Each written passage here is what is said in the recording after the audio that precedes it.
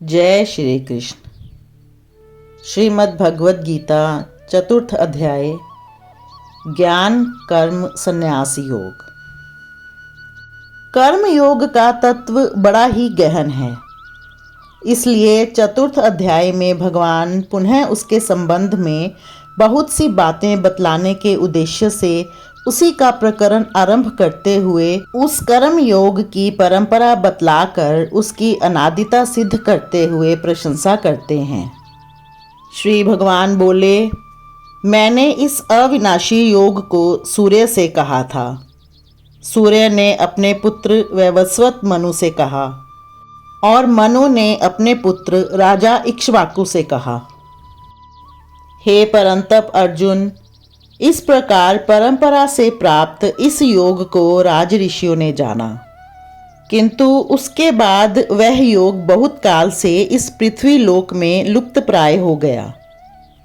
तू मेरा भक्त और प्रिय सखा है, इसलिए वही यह पुरातन योग आज मैंने तुझको कहा है, क्योंकि ये बड़ा ही उत्तम रहस्य है, अर्थात गुप्त रखने योग्य विषय है। अर्जुन बोले, आपका जन्म तो अर्वाचीन अभी हाल का है और सूर्य का जन्म बहुत पुराना है, अर्थात कल्प के आदि में हो चुका था। तब मैं इस बात को कैसे समझूं कि आप ही ने कल्प के आदि में सूर्य से ये योग कहा था।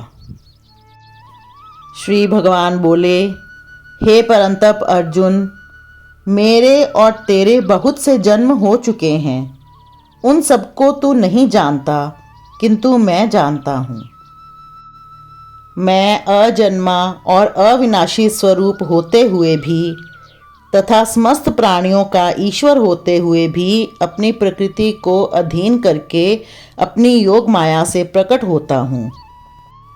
यदा यदा ही धर्मस्य ग्लानिर्भवति भारत, अभ्युत्थानम अधर्मस्य तदात्मानं सृजाम्यहम्।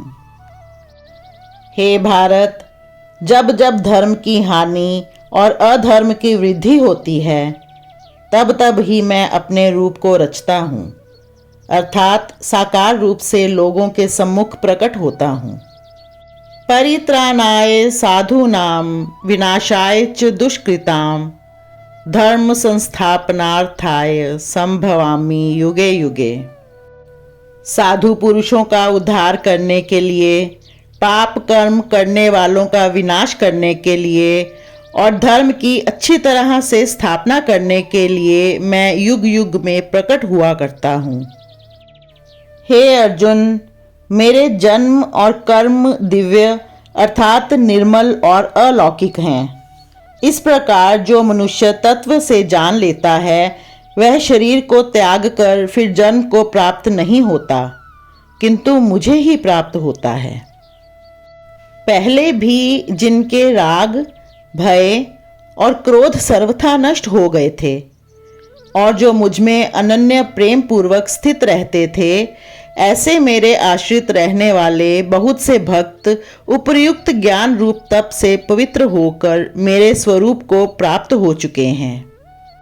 हे अर्जुन, जो भक्त मुझे जिस प्रकार भजते हैं, मैं भी उनको उसी प्रकार भजता हूँ, क्योंकि सभी मनुष्य सब प्रकार से मेरे ही मार्ग का अनुसरण करते हैं। इस मनुष्य लोक में कर्मों के फल को चाहने वाले लोग देवताओं का पूजन किया करते हैं, क्योंकि उनको कर्मों से उत्पन्न होने वाली सिद्धि शीघ्र मिल जाती है। ब्राह्मण, क्षत्रिय, वैश्य और शूद्र, इन चार वर्णों का समूह गुण और कर्मों के विभाग पूर्वक मेरे द्वारा रचा गया है। इस प्रकार उस सृष्टि रचनादि कर्म का कर्ता होने पर भी मुझ अविनाशी परमेश्वर को तू वास्तव में अकर्ता ही जान। कर्मों के फल में मेरी स्पृहा नहीं है, इसलिए मुझे कर्म लिप्त नहीं करते। इस प्रकार जो मुझे तत्व से जान लेता है, वह भी कर्मों से नहीं बंधता। पूर्व काल के मुमुक्षुओं ने भी इस प्रकार जानकर ही कर्म किए हैं, इसलिए तू भी पूर्वजों द्वारा सदा से किए जाने वाले कर्मों को ही कर।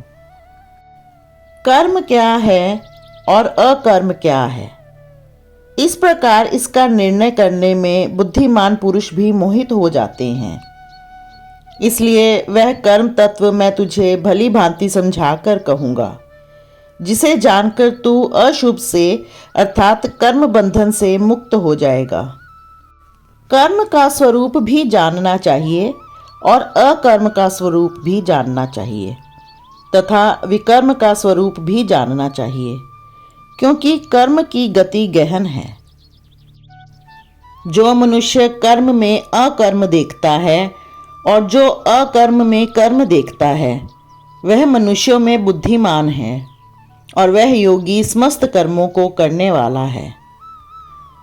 जिसके संपूर्ण शास्त्र सम्मत कर्म बिना कामना और संकल्प के होते हैं तथा जिसके समस्त कर्म ज्ञान रूप अग्नि के द्वारा भस्म हो गए हैं, उस महापुरुष को ज्ञानी जन भी पंडित कहते हैं। जो पुरुष समस्त कर्मों में और उनके फल में आसक्ति का सर्वथा त्याग करके संसार के आश्रय से रहित हो गया है और परमात्मा में नित्य तृप्त है, वह कर्मों में भली भांति बरतता हुआ भी वास्तव में कुछ भी नहीं करता। जिसका अंतःकरण और इंद्रियों के सहित शरीर जीता हुआ है और जिसने समस्त भोगों की सामग्री का परित्याग कर दिया है, ऐसा आशा रहित पुरुष केवल शरीर संबंधी कर्म करता हुआ भी पाप को नहीं प्राप्त होता।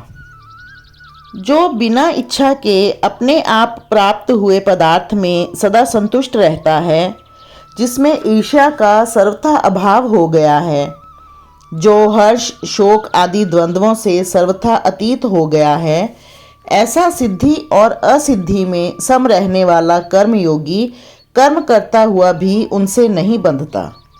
जिसकी आसक्ति सर्वथा नष्ट हो गई है, जो देहाभिमान और ममता से रहित हो गया है, जिसका चित्त निरंतर परमात्मा के ज्ञान में स्थित रहता है, ऐसे केवल यज्ञ संपादन के लिए कर्म करने वाले मनुष्य के संपूर्ण कर्म भली भांति विलीन हो जाते हैं।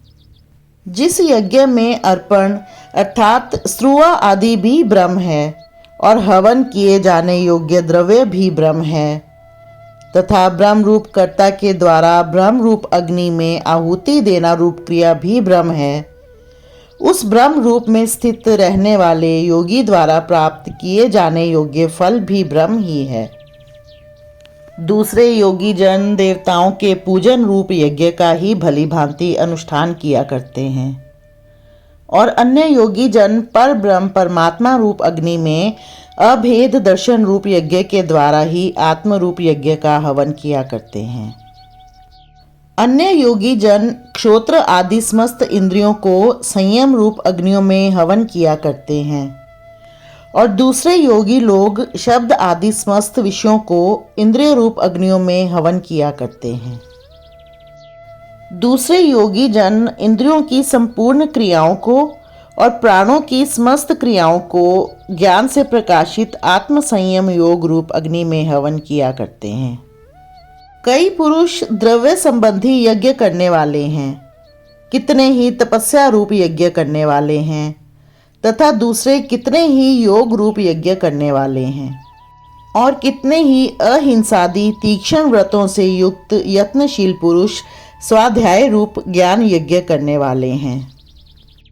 दूसरे कितने ही योगी जन अपान वायु में प्राण वायु को हवन करते हैं, वैसे ही अन्य योगी जन प्राण वायु में अपान वायु को हवन करते हैं तथा अन्य कितने ही नियमित आहार करने वाले प्राणायाम परायण पुरुष प्राण और अपान की गति को रोककर प्राणों को प्राणों में ही हवन किया करते हैं। ये सभी साधक यज्ञों द्वारा पापों का नाश कर देने वाले और यज्ञों को जानने वाले हैं।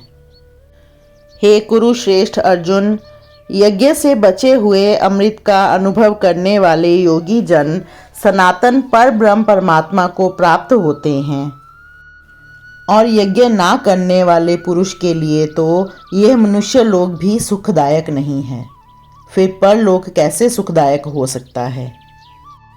इसी प्रकार और भी बहुत तरह के यज्ञ वेद की वाणी में विस्तार से कहे गए हैं।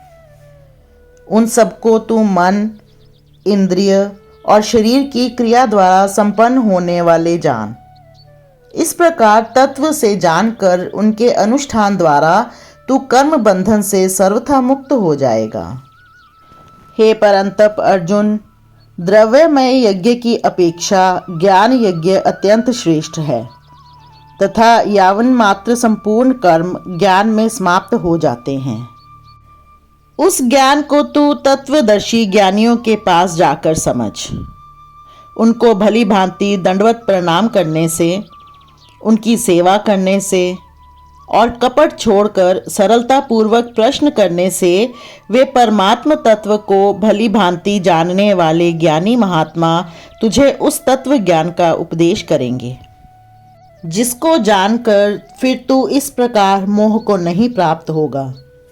तथा हे अर्जुन, जिस ज्ञान के द्वारा तू संपूर्ण भूतों को निशेष भाव से पहले अपने में और पीछे मुझ सच्चिदानंद घन परमात्मा में देखेगा, यदि तू अन्य सब पापियों से भी अधिक पाप करने वाला है तो भी तू ज्ञान रूप नौका द्वारा निसंदेह संपूर्ण पाप समुद्र से भली भांति तर जाएगा। क्योंकि हे अर्जुन, जैसे प्रज्वलित अग्नि ईंधनों को भस्ममय कर देता है, वैसे ही ज्ञान रूप अग्नि संपूर्ण कर्मों को भस्ममय कर देता है। इस संसार में ज्ञान के समान पवित्र करने वाला निसंदेह कुछ भी नहीं है। उस ज्ञान को कितने ही काल से कर्म योग के द्वारा शुद्ध अंतःकरण हुआ मनुष्य अपने आप ही आत्मा में पा लेता है। जितेंद्रिय, साधन परायण और श्रद्धावान मनुष्य ज्ञान को प्राप्त होता है और ज्ञान को प्राप्त होकर वह बिना विलंब के तत्काल ही भगवत प्राप्ति रूप परम शांति को प्राप्त हो जाता है। विवेकहीन और श्रद्धा रहित संशय युक्त मनुष्य परमार्थ से अवश्य भ्रष्ट हो जाता है। ऐसे संशय युक्त मनुष्य के लिए ना ये लोक है, ना परलोक है और ना सुख ही है। हे धनंजय, जिसने कर्म योग की विधि से समस्त कर्मों का परमात्मा में अर्पण कर दिया है और जिसने विवेक द्वारा समस्त संशयों का नाश कर दिया है, ऐसे वश में किए हुए अंतःकरण वाले पुरुष को कर्म नहीं बांधते। इसलिए हे भरतवंशी अर्जुन, तू हृदय में स्थित इस अज्ञान जनित अपने संशय का विवेक ज्ञान रूप तलवार से छेदन करके समत्व रूप कर्म योग में स्थित हो जा और युद्ध के लिए खड़ा हो जा। ओम तत्सदिति श्रीमद्भगवद्गीता सुउपनिषत्सु ब्रह्म विद्यायां योगशास्त्रे श्री कृष्ण अर्जुन संवादे ज्ञान कर्म संन्यास योगो नाम चतुर्थो अध्याय। जय श्री कृष्ण।